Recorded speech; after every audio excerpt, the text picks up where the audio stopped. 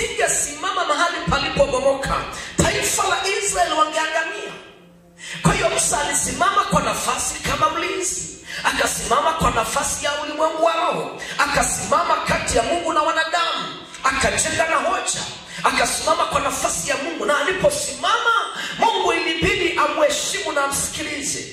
Inapoongea leo, kuna watu Mungu anawaandaa, na mnanisikiliza na mko hapa. Mungu anakuandaa kama mlinzi, Mungu anakuandaa kama mbeba familia, Mungu anakuandaa kama mlinzi ndani ya kanisa, na uwe na uhakika, hakika Mungu atafanya jambo mpaka amesema na wewe.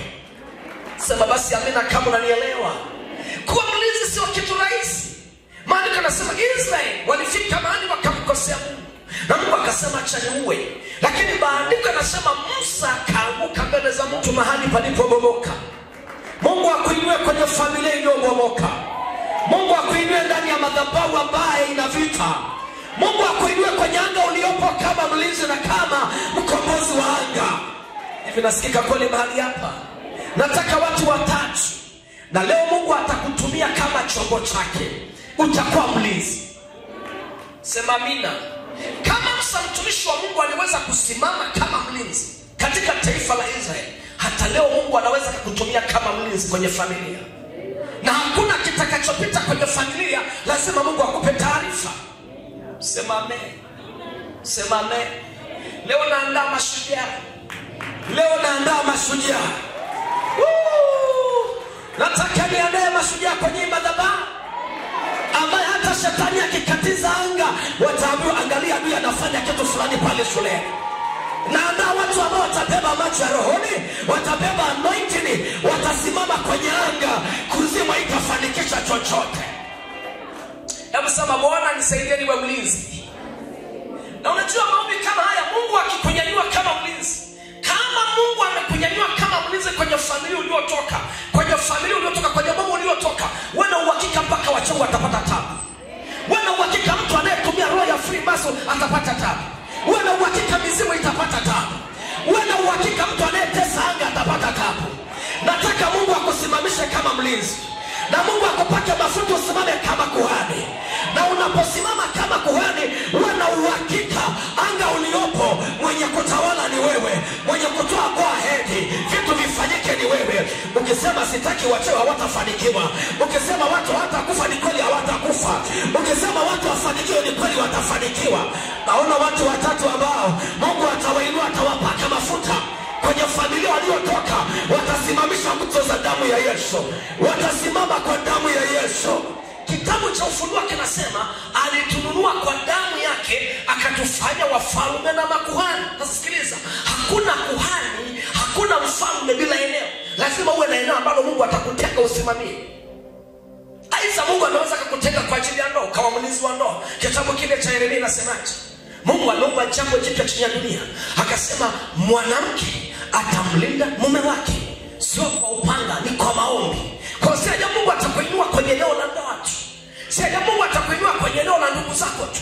Sio Mungu atakuinua kwenye eneo la kijiji, taifa. Mimi nasikia ndani kwangu kuna watu wanaandaliwa leo. Ninasikia ndani kwangu kuna watu wanaandaliwa leo. Tena ni watu ambao hawakudhaminiwa kwamba watakuwa watu wa baraka, ndio wanaoandaliwa leo. Tena ni watu wanaoonekana wako chini, ndio watakaoandaliwa na mbingu. Kuna watu watatu watakuwa tishio. Kuna watu watatu watakuwa tishio kwenye anga walizotoka. Mungu akupe kiti cha kifalme, Mungu akupe kiti cha kikuhani ambacho ukikalia, Mungu anasema ninaye mtu duniani, sitaangamiza hiyo boma, sitaangamiza hiyo kijiji, sitaangamiza huo mtaa. Ndugu zake watafia kwenye pombe. Rahabu yupo anayesema kama mnapiga Yeriko, nikumbukeni na uzao wa kwetu. Sema amina kama unanielewa. Wangapi wanasema Mungu alifanya kuwa kuhani na mlinzi? Hebu mguse mwenzako, mwambie Bwana akupake mafuta leo. Sema amen. Sema amen. Musa alikuwa kiongozi, lakini unaweza ukawa kiongozi na usisimamie majukumu ambayo Mungu amekupa. Usisimame mahali ambapo pamebomoka. Unaweza ukawa kiongozi usisimame mahali ambapo Mungu anataka usimame. Unaweza ukawa umeokoka lakini usimame kwa kusudi la Mungu. Ukabaki umeokoka lakini Lakini faida ya huo wokovu isilete matunda yapasayo toba. Kwa kanisa, kwenye familia, kwenye nchi au eneo uliopo. Unaweza ukawa kuwa mzee au kijana au mshirika, lakini usisimame kwa mamlizi, kwa nafasi aliyokupangia Mungu. Yamkini umeokoka lakini hujaokolewa kwa bahati mbaya. Ile kuokoka tu tayari ni neema. Na nikupe taarifa, hao watu wanaoitwa walokole, wanaochekwa, wanaosemwa, wanaokataliwa, wanaosemekana sana nye, hao ndio watakaopindua dunia. Hao ndio watakaopindua dunia. Hivi naongea na mtu anayeelewa mahali hapa. Hao wanaochekwa, kitabu cha Isaya kinasema nitaleta watu wangu waliookoka, watapindua dunia. Nataka niseme kanisa ambalo limeokoka au mtu ambaye ameokoka, maana kanisa ni wewe. Mtu aliyeokoka ndiye atakayepindua dunia. Hata kama anachekwa, hata kama anaonekana fai, hata kama anaonekana amechanganyikiwa, hata kama anaonekana anapiga kelele bure, nataka niseme hao waliookoka ndio watakaopindua dunia. Hawatapindua dunia kimwili tu, watapindua katika ulimwengu wa roho, alafu kimwili matokeo yatatokea. Hivi naongea na mtu anaelewa mahali hapa. Wako watu watatu watakwenda kupindua anga. Watapindua anga. Mguse mwenzako, mwambie tutapindua anga hii. Mwambie tutapindua hii familia. Haiwezekani Mungu akuokoe kwenye familia kwa bahati mbaya. Haiwezekani umeokoka hiyo kuliko wengine. No, kuna kusudi la Mungu la wewe kuokolewa. Haujaokolewa kwa bahati mbaya.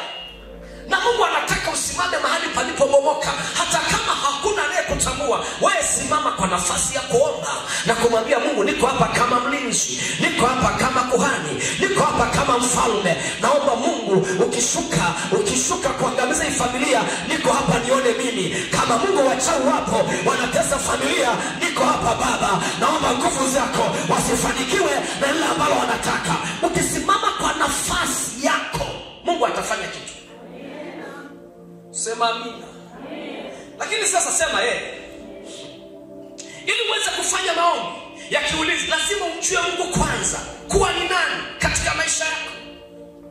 Huwezi tukafanya maombi haya ya ulinzi ukaanza kuombea madhabahu, ukasikia mzigo wa kuombea familia, ukasikia mzigo wa kuombea kijiji, ukasikia kufanya vitu vikubwa. Hakuna. Lazima Mungu kwanza. Lazima umjue Mungu kwanza. Mwambie mwenzako, lazima umjue Mungu kwanza. Huwezi ukafanya maombi ya ulinzi, huwezi ukashikilia rekodi, huwezi ukambeba Mungu, huwezi ukafanya vitu vikubwa. Kitu cha kwanza umjue uliyemwamini. Amina. Sema amen. Lazima uangaliwe.